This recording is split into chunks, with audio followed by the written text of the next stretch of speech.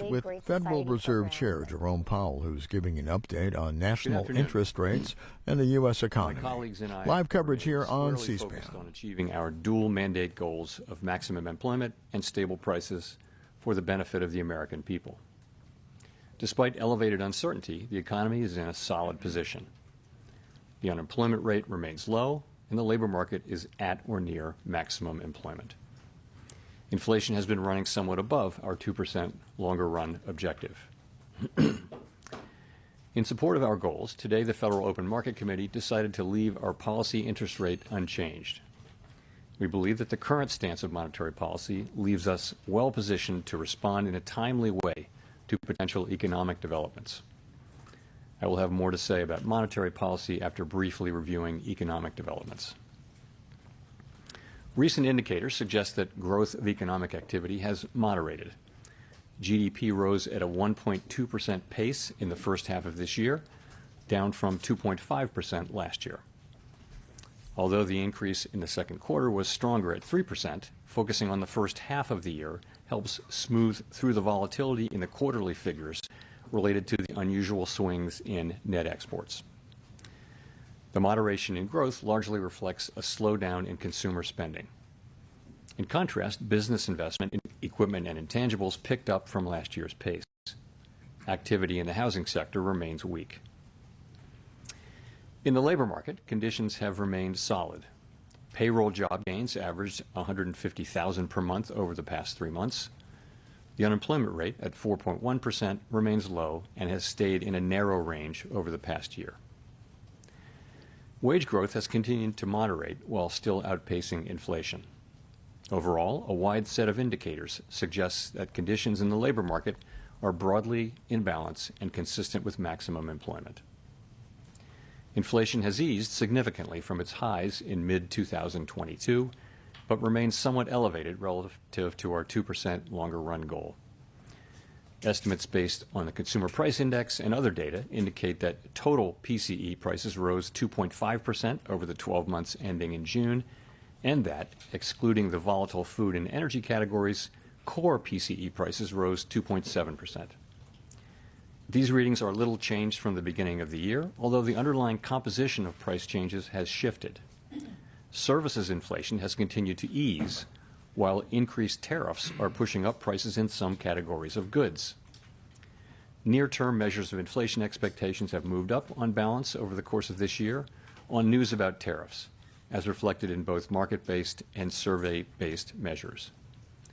Beyond the next year or so, however, most measures of longer-term expectations remain consistent with our 2% inflation goal. Our monetary policy actions are guided by our dual mandate to promote maximum employment and stable prices for the American people.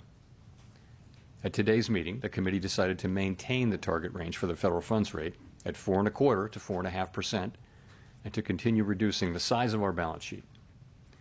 We will continue to determine the appropriate stance of monetary policy based on the incoming data, the evolving outlook, and the balance of risks. Changes to government policies continue to evolve, and their effects on the economy remain uncertain. Higher tariffs have begun to show through more clearly to prices of some goods, but their overall effects on economic activity and inflation remain to be seen. A reasonable base case is that the effects on inflation could be short-lived, reflecting a one-time shift in the price level. But it is also possible that the inflationary effects could instead be more persistent, and that is a risk to be assessed and managed. Our obligation is to keep longer-term inflation expectations well anchored and to prevent a one-time increase in the price level from becoming an ongoing inflation problem. For the time being, we're well positioned to learn more about the likely course of the economy and the evolving balance of risks before adjusting our policy stance. We see our current policy stance as appropriate to guard against inflation risks. We're also attentive to risks on the employment side of our mandate. In coming months, we will receive a good amount of data that will help inform our assessment of the balance of risks and the appropriate setting of the federal funds rate. At this meeting, the committee continued its discussions as part of our 5-year review of our monetary policy framework.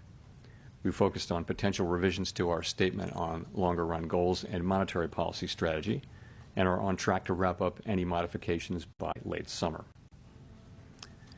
The Fed has been assigned two goals for monetary policy: maximum employment and stable prices.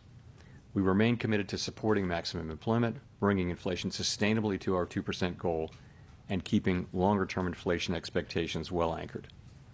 Our success in delivering on these goals matters to all Americans. We understand that our actions affect communities, families, and businesses across the country. Everything we do is in service to our public mission.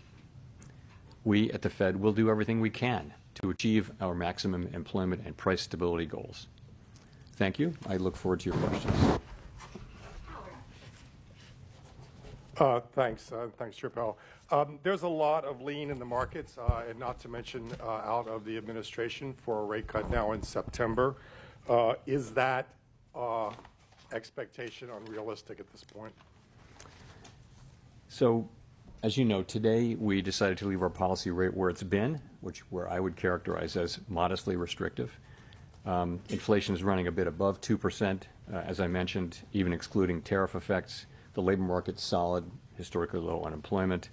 Financial conditions are accommodative, and the economy is not performing as though restrictive policy were holding it back inappropriately. So it seems to me and to almost the whole committee that the economy is not performing as though restrictive policy is holding it back inappropriately, and modestly restrictive policy seems appropriate.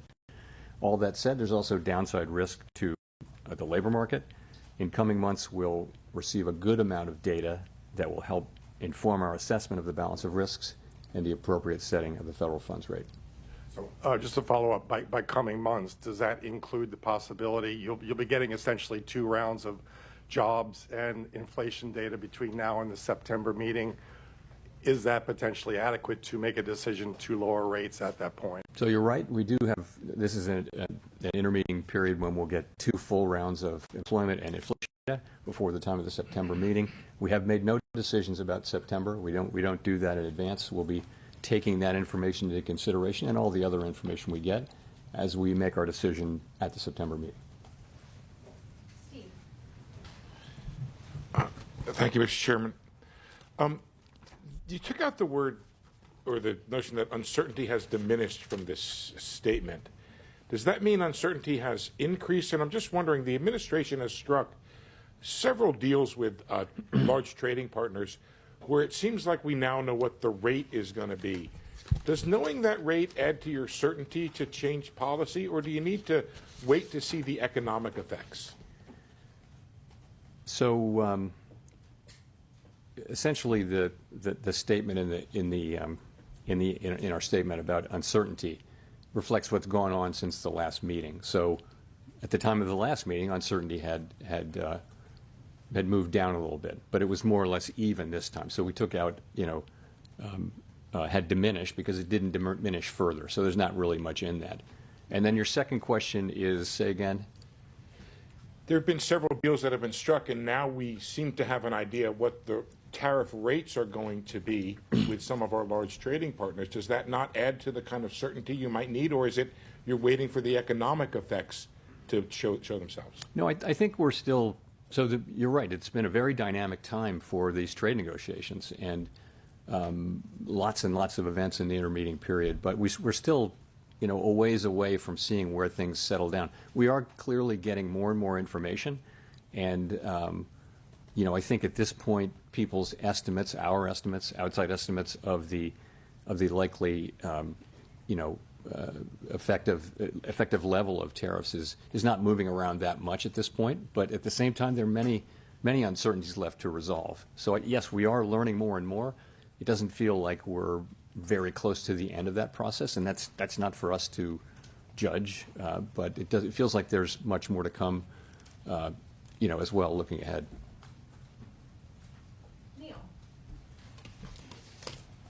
Hi, Mr. Chairman. Neil Irwin with Axios. This morning we got a GDP report in which final domestic private purchases decelerated, slowest pace since 22. There was a weakness in the interest-sensitive sectors and residential investment, commercial structures. Are those not signs that monetary policy is a little too restrictive right now, given current economic conditions?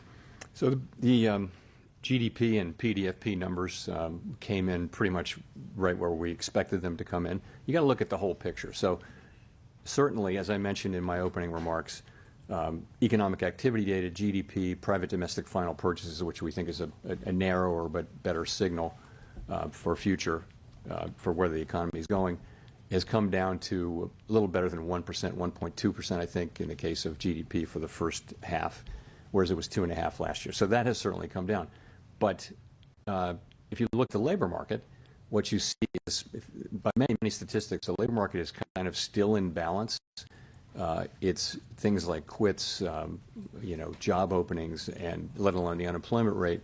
They're all by many measures, very similar to where they were a year ago. So you do not see weakening in the labor market.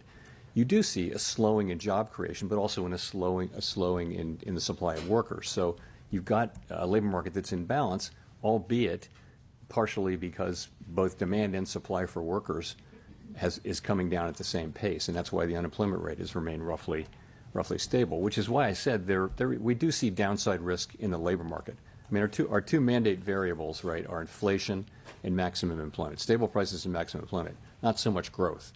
So the labor market looks solid. Inflation is above target, and even if you look through the tariff effects, we think it's still a bit above target, and that's why our stance is where it is. But as I mentioned, downside risks to the labor market are certainly apparent. So on labor, given the fluid labor supply situation, is there a number for this jobs report we get on Friday that would look to you like equilibrium job growth? The main number you have to look at now is the unemployment rate, because it's true that the demand for workers in the form of, let's call it, just say payroll jobs, that number has come down, but so has the break-even number, kind of in tandem. So, as long as that puts the labor market in balance, the fact that it's getting into balance due to declines in both supply and demand, though, I think it is suggestive of downside risk. So we of course, will be watching that carefully. Thank you. Colby Smith with the New York Times. Two of your colleagues called for a quarter-point cut today, and I'm wondering what aspects of their argument were most compelling to you and how you're weighing their views against those on the committee who, as of the June forecast, were in the camp of the Fed holding interest rates steady for the remainder of the year. And just in terms of the June SEP in particular, is that still the best representation of where the core of the committee is? So on the dissents, what you want from everybody and also from a dissenter is a clear explanation of what your thinking is and what are the arguments you're making, and we had that today. So I think basically this was quite a good meeting all around the table where people were thought carefully about this and put their positions out there. As I mentioned, the sort of the majority of the committee was of the view that inflation's a bit above target, maximum employment is at target. That calls for modestly restrictive, in my way of thinking, modestly restrictive stance of policy for now. But we had two dissenters who I think, you want that clear thinking and expression of your thinking, and we certainly had that today, I think all around the table.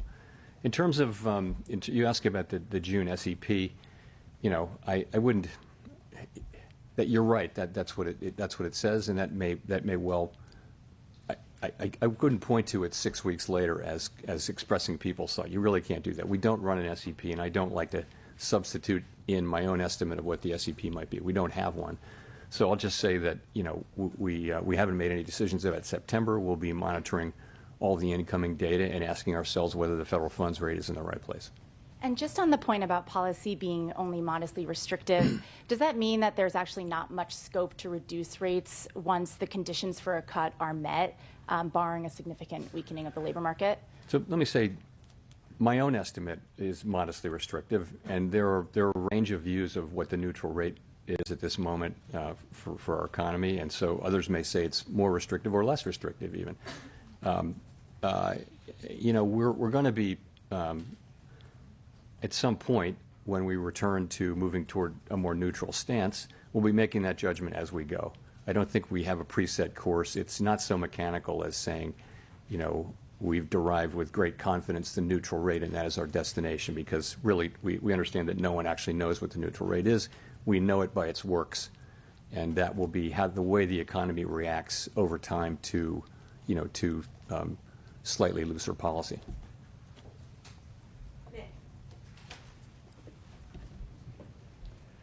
Nick Timmeros, The Wall Street Journal. Chair Powell, my question is about what have you learned over the last few months about the inflation generating and price pass-through process? And just to drill down, the June CPI report showed evidence of tariff-induced goods inflation. Now, the tariff landscape is only starting to be settled with some of these more recent deals. Given the lags between when tariffs are announced and when they show up in goods prices, is 2 months a long enough horizon to evaluate the impact and be confident that tariffs aren't impacting the broader inflation process? I think you have to think of this as still quite early days. And so I think what we're seeing now is substantial amounts of tariff revenue being collected on the order of $30 billion a month, which is, substantially higher than before. And the evidence seems to be mostly not paid only to a small extent through exporters lowering their price. And companies or retailers, sort of people who are upstream, institutions that are upstream from the consumer, are paying most of this for now. It's starting to show up in consumer prices, as you know, in the June report. We expect to see more of that.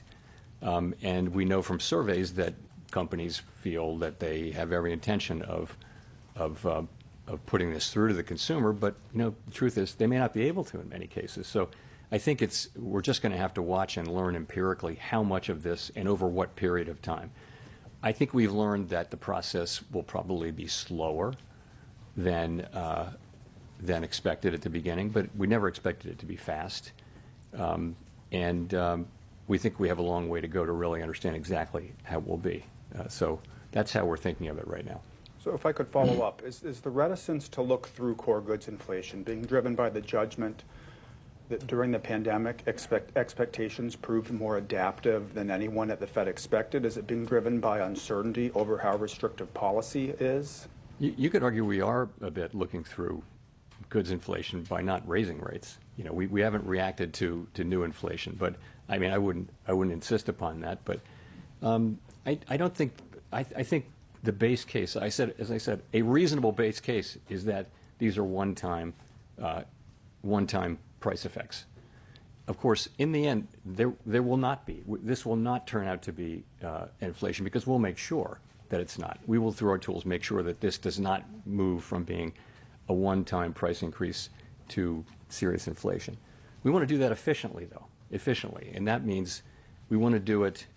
If you move too soon, you wind up maybe not getting inflation all the way fixed, and you have to come back. That's inefficient. If you move too late, you might do unnecessary damage to the labor market. So there won't be, in the end, a big inflationary problem. What we're trying to do is accomplish that in a way that is efficient.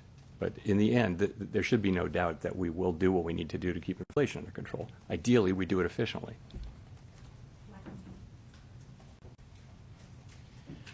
Michael McKee from Bloomberg Television and Radio. The one big bill, leaving aside the adjectives, do you expect it to add stimulus to the economy in 2026, and would that be an argument for remaining on hold or cutting back on the number of rate cuts you would expect for next year? So, of course, let me just ritual disclaimer that we don't express any judgments or anything like that on fiscal legislation or other legislation for that matter. But I would say when you think that, the biggest part of the bill was making permanent existing law on taxes, I don't think we see it as particularly stimulative. There should be some stimulative effect, but it shouldn't be significant over the next couple of years. And to follow up, I don't want to put this in terms of you and the president, so let me ask it this way. Do you have concerns about the cost to the government of keeping rates elevated for longer in terms of interest rate charges? That's, we have a mandate, and that's maximum employment and price stability. And it is, it's not something we do to consider the cost to the government of our rate changes. We have to be able to look at the goal variables Congress has given us, use the tools they've given us to achieve those goals, and that's what we do. We don't consider the fiscal needs of the federal government. No advanced economy central bank does that, and it wouldn't be good if we did do that, it would be good neither for our credibility nor for the credibility of U.S. fiscal policy. So it's just not something we take into consideration. Victoria. Hi, Victoria Guida with Politico. When it comes to the renovations of the Federal Reserve's headquarters that the administration has been looking into, do you see their interest in that issue as being directly tied to the president's push to get you to lower interest rates? Not for me to say. I will say we had a nice visit with the president. It was an honor to host him. It's not something that happens very often at the Federal Reserve to have the president come over, let alone to visit a building. But it was a good visit. Are there any aspects of the project that they've raised that you see as making you reconsider any aspects of the project? So, this project was hatched and conceived almost a decade ago now, and we went through the very long process of clearing it through historic preservation at the National Capital Planning Commission, and a lot of back and forth there. It was very constructive. We started out to do the work, and we're very well along on that work, and I was quite pleased to have the president say multiple times that what he really wanted to see was us getting this construction completed as soon as possible. That is our focus, and that's what we're going to do.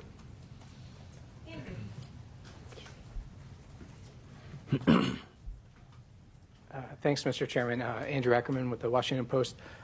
What message do you take from the fact that inflation hit 2.1% last September and has bounced higher since?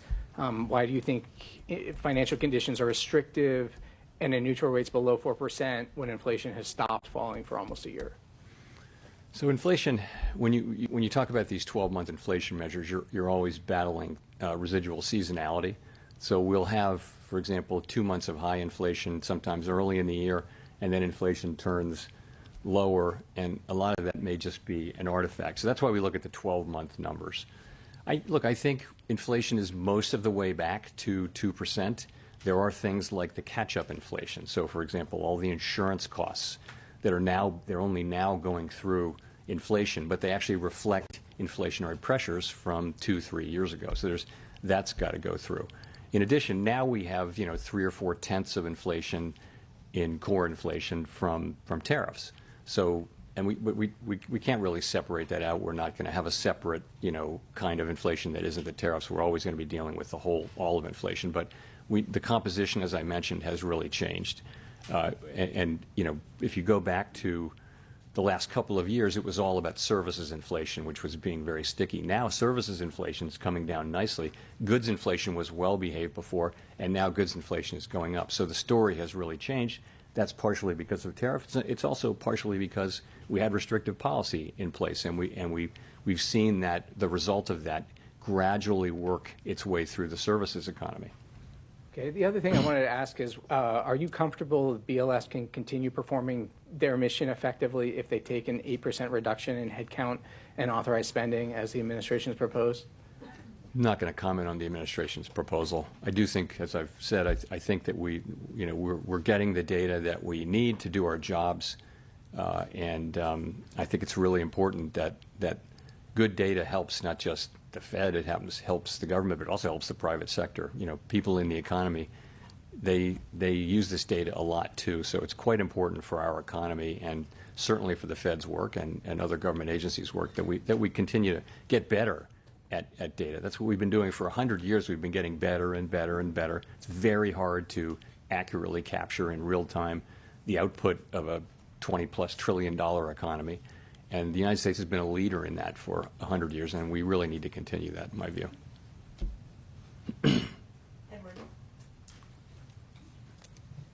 Thank you, Mr. Chairman. Edward Lawrence from Fox Business. How concerned are you with the data that we're coming in, showing no significant upward trend in inflation over the past 6 months, that the wait-and-see approach for inflation is actually giving companies cover to raise prices?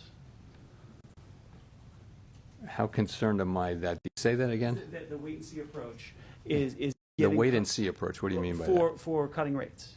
You're waiting to see if the tariffs will affect inflation. So it's a wait-and-see approach. Well, so that, that's where policy's restrictive. When we start cutting, it'll go toward neutral. Okay. This delay, though, where you're saying there's a one-time price increase for tariffs, which possibly could lead into bigger inflation or more inflation. Is that giving companies cover, though, to raise prices?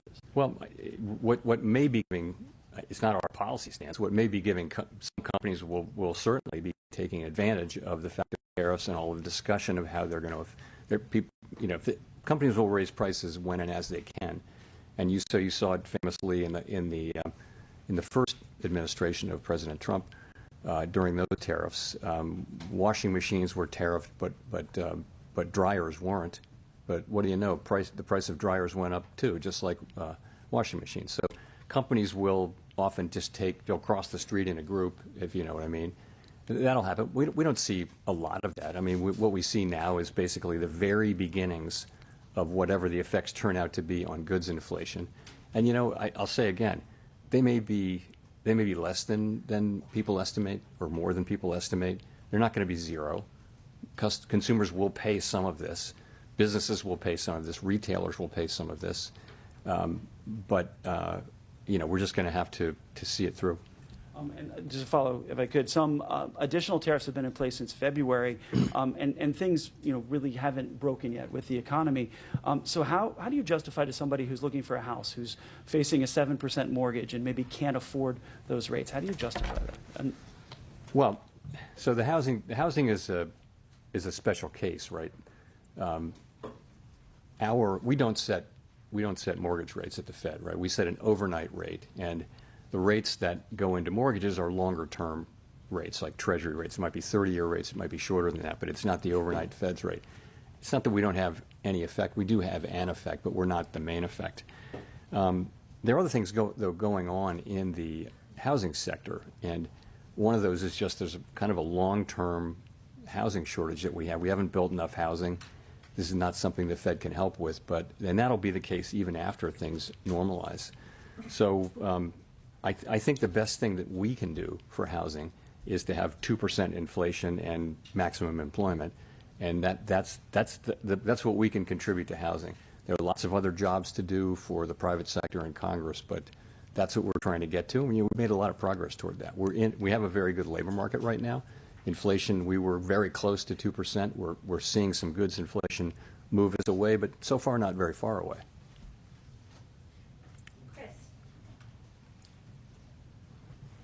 Hi, Chair Powell. Thank you. Well, can you give us a little more about what kind of economic data does the Fed need to see before you'll be ready to cut? I mean, do you need inflation back nearly to target? Are there other things in the pricing that you look for? Do you need to see weakening in the job market? What kind of things are you looking for? I mean, ultimately, it could be any of those things, right? But if you saw that the risks to the two goals were moving into balance, if they were fully in balance, that would imply that you should move toward a more neutral stance of policy. This is the special situation we're in, which is we have two-sided risk to both of our goals. When we paused, inflation was above target and the labor market was pretty good. So that was a time when policy was restrictive when we paused. And to be restrictive is to be supporting a return to our inflation target, right? So as the two targets get back into balance, you would think you'd move in a way closer to neutral, and that the next steps that we take are likely to be in that direction. What will it take? It'll be the totality of the evidence. As I mentioned, there's quite a lot of data coming in, which before the next meeting. Will it be dispositive of that? It's really hard to say. We don't make those decisions right now, so we'll have to see. Well, I guess just in terms of inflation, though, for example, like some people would point to if it remains only in goods and it doesn't bleed over to services, then maybe that's evidence that the tariff effect is going to be a temporary one-time thing. Is that kind of thing affect your thinking, or do you just need to see the number come down closer to 2? We'll look at everything. as I mentioned, a pretty reasonable base case is that this will be a one-time price increase. And in the end, we'll make sure that that's the case. We're just trying to do that efficiently. And efficiently means getting the timing right, so again, if we cut rates too soon, maybe we didn't finish the job with inflation. History is dotted with examples of that. If you cut too late, then maybe you're doing unnecessary damage to the labor market. So we're trying to get that timing right, and that's effectively what we're doing.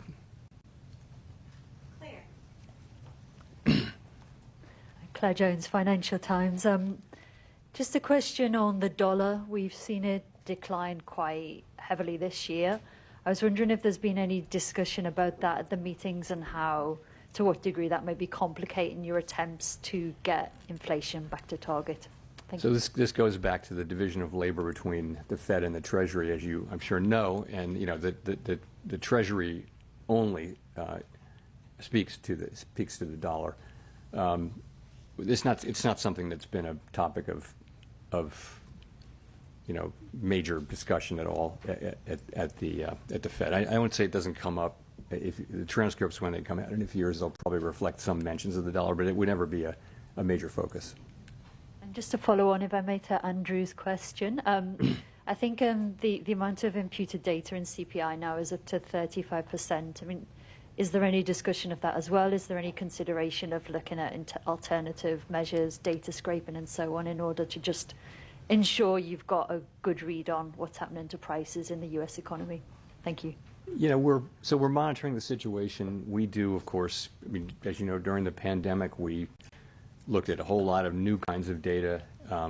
People are looking at big data sets that you can get from all sorts of places, and we do all of that. But we really need, the government data really is the gold standard in data, and we need it to be good and be able to rely on it. And we're not going to be able to substitute for that, but if we had to make do with what we have, but I certainly hope that we get what we need.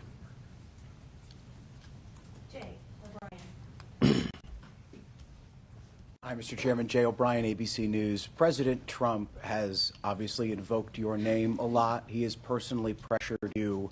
Are you concerned the way that conduct might impact the Fed's independence going forward?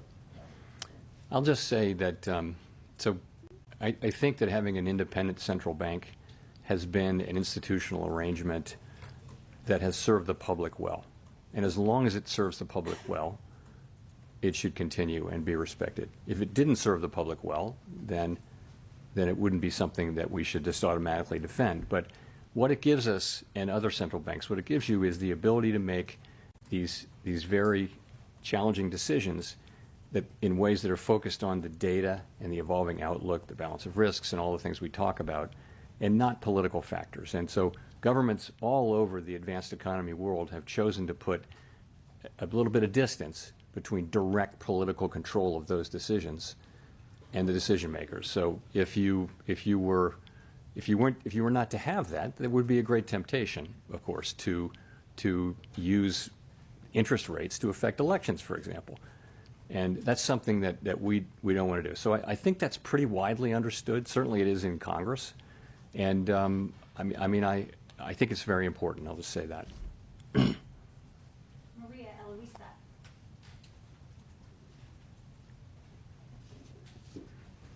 Afternoon, Sir Powell. Maria Luisa Capurro from Bloomberg News.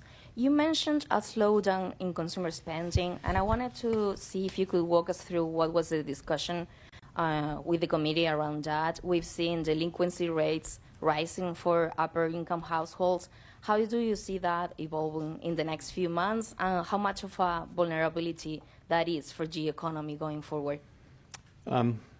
Consumer spending had been very, very strong for the last couple of years, and had repeatedly, forecasters, not just us, had been forecasting it would slow down, and now maybe it finally has. So I would say,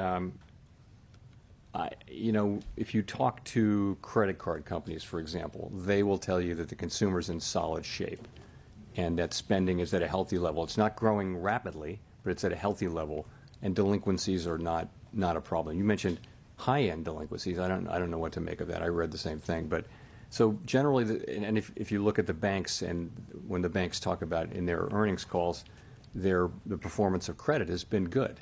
So essentially, you have a consumer that's in good shape and is spending, not at a rapid rate, but it's true, and it was again right in line with what we expected.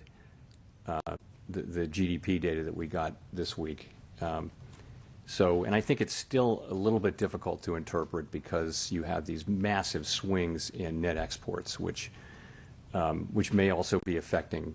Some of that can be can affect consumer spending as well. Look, it's one of the data points that we pay most careful attention to, and there's no question that it's slowed.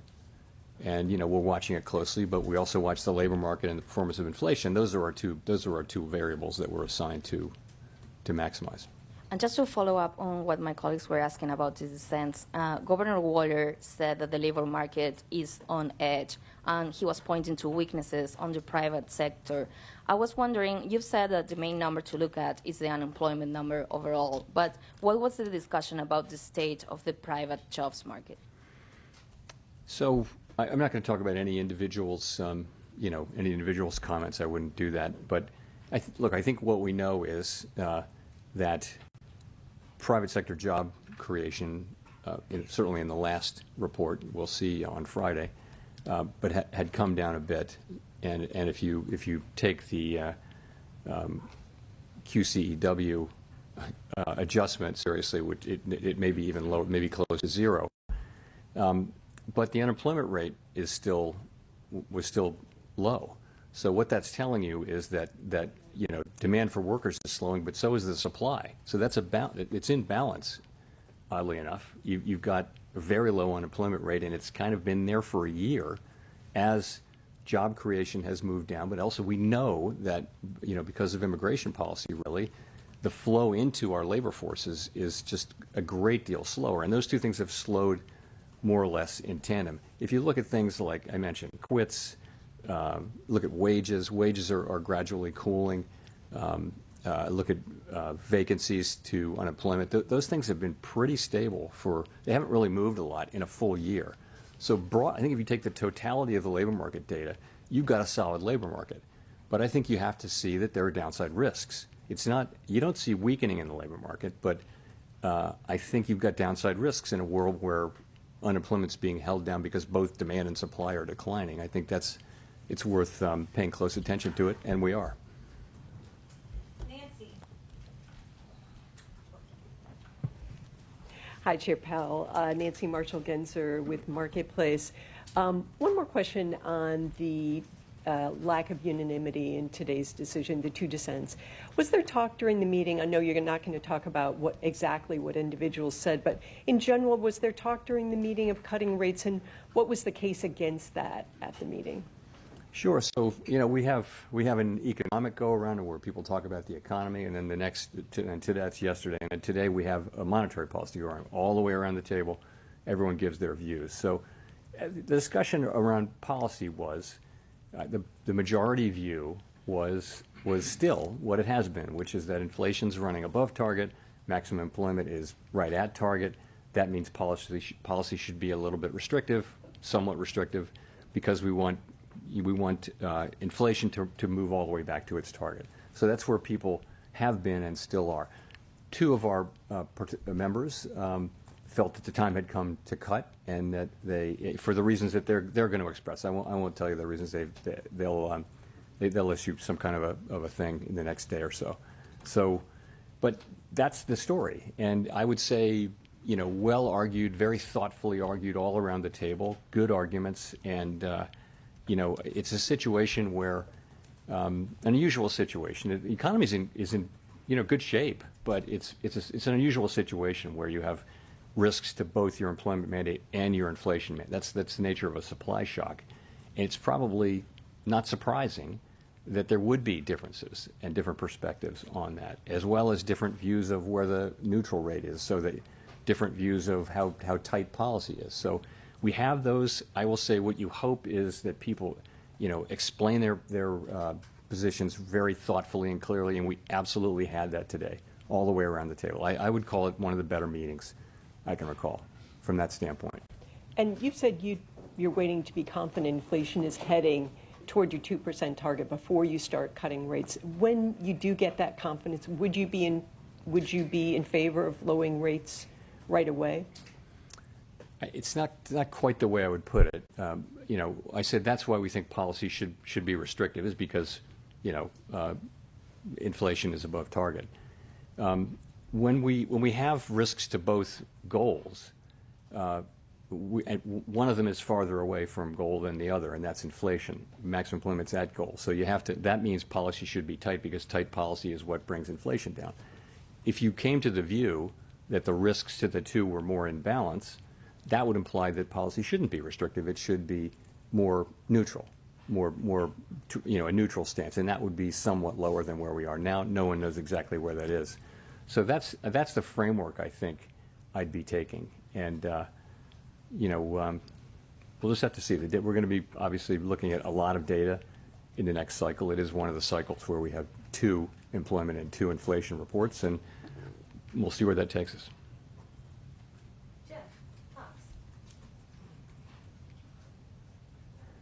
Thank you, Mr. Chairman, for taking the question. Jeff Cox from CNBC.com. A metric that you like to cite a lot is the final sales to private domestic purchasers. That was down to a 1.2% gain in second quarter from 1.9% in Q1, suggesting that there's some softening in underlying demand. I just wondering if you look at that, you combine that with some of the housing numbers, the weakness that you acknowledged at the top of your remarks, that the housing market is in fact weak, and the inflation numbers from GDP today came down to 2.1% for headline, 2.5% for core. I'm wondering how much more movement you would need to see from these data points before you would be comfortable with cutting in, say, September. It's going to be the total. Hard to answer that specifically. PDFP, I think, for the first half, private domestic final purchases, or final sales, as people call it, was 1.6 on the first half. GDP, I believe, was 1.2%. That's the whole half. You mentioned the quarters. So those are slower, but you know, GDP is bumpy quarter to quarter, half to half, and often gets revised, you know, after the fact.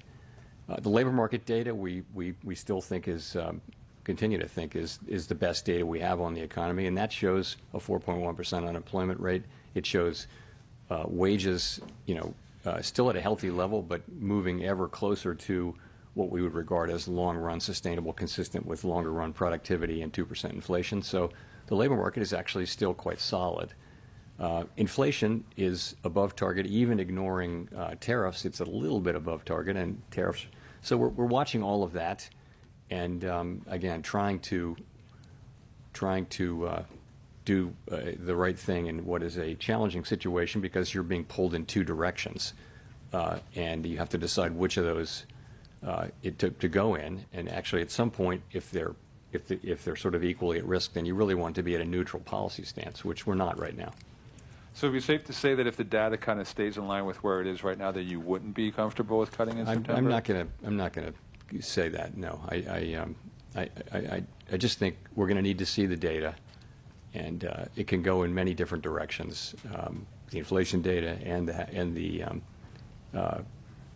employment data, and we're going to make a judgment based on all of the data and based on that balance of risks analysis that I mentioned. Thank you. Greg, Rob, for the last question. Thanks, Chair Powell.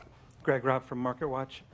The Treasury Secretary has said recently that it would be confusing for the markets if you stayed on as a governor after your term as chair ends. And I was wondering if you had any update for us on a decision on that front. Sorry, I do not have any update for you. Thanks very much, everyone.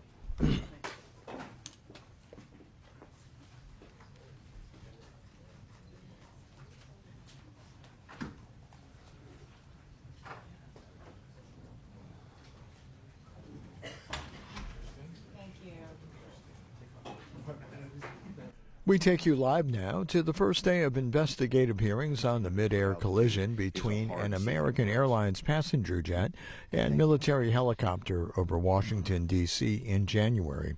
We join this National Transportation Safety Board